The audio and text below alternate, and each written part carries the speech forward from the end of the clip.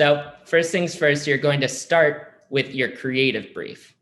And so here at Coley and personally, I like to think of this as a job description. So effectively, you are calling on content creators and influencers to build out your strategy, but also giving them creative control. And so within this creative brief or this job description, you want to spell out exactly what you're looking for. You could say, we want to send you product XYZ. We want you to unbox it. We want you to dance. We want you to try it on. But most importantly, we want you to be you. And so as Nina just explained, Nina has a follower account that is truly unbelievable and remarkable, but at the same time, it makes sense because Nina's story is so amazing. But Nina doesn't want to receive product and not be herself, because the followers that Nina has are not just followers. These are advocates for her and her story and what she went through. And that's what TikTok's about. And so as you think about building out your creative brief and spelling out what you're looking for, don't forget the most important part about UGC is letting the creators be themselves. But at the same time, you want to make sure that you're spelling out exactly what you're looking for. You want to define what the review process is going to look like. So as a brand or the agency or the advertiser, when you're reaching out to TikTok influencers, you want to tell them upfront, here's what we're expecting. Here's the payout that you should expect. Here's the timelines in which we're looking. Because at the end of the day, if you reach out to an influencer who says, yes, we're on board, but then they don't end up delivering, you're on the hook. So this is your opportunity to spell out exactly what this looks like to achieve the best results. And so that leads me to finding the ideal influencer. Who the heck do I go to? My brand is in CPG. My brand is in health and beauty. Where do I start? Well, the beauty of our theory around content engineering is that more is merrier, especially when it comes to TikTok. So we believe that it's best for you to work with an array of influencers so that you're getting an idea of what is resonating when it comes to your brand and their respective audiences. And so as you begin navigating TikTok and everything between, you want to be cognizant of anticipated engagement.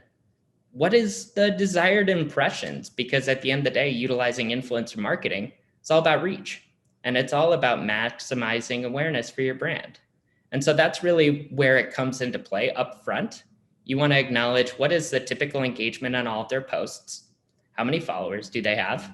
So that you can think, what will this look like for my brand by working with this influencer? And so our theory is that you should always stick to the creative brief.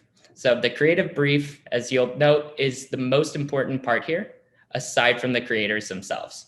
So this is your opportunity, again, to spell out exactly what you're looking for, but at the same time, allowing creative control from the influencers themselves.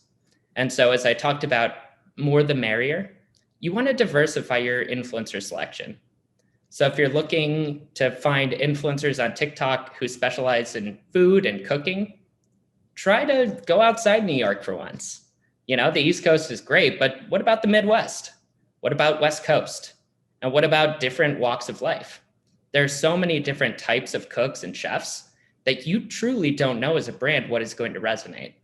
So that's the beauty of diversifying the influencers and also being able to test based on engagement, impressions, and reach. But as I keep pointing out about the brief, think about it as a contract too, because if that influencer doesn't deliver, you're on the hook. So by diversifying and utilizing multiple influencers, you're also able to ensure that you're going to be safe, that one or two falls out, you're still okay. So then once you receive the content, as it's called out in the creative brief, you have the control to review it. And what's important here too is that you want to measure the results again to find your top performers as we think about creating an ad. So by acknowledging, hey, this person has 10,000 followers versus this person has 100,000 followers, the difference might be, okay, well, engagement on one was only 2.5, where engagement on that 10,000 follower influencer, that was actually 10, 15%. So that says a lot. Maybe the reach wasn't there, but engagement is really what you should be looking at, and that reach. is the exciting part, which again is likes, shares, comments. And so as a recap from the influencer piece on TikTok, build your creative brief. That is going to be everything and anything between. Select the right influencers for the campaign and make sure you diversify your influencers so that you can maximize not only the reach, but you can use qualitative data and quantitative data to figure out your winners. From there, make iterations on your creative brief. Once you find the winners, try to get more content like that.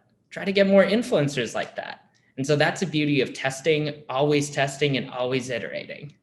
And then from there, we recommend to definitely run another influencer campaign.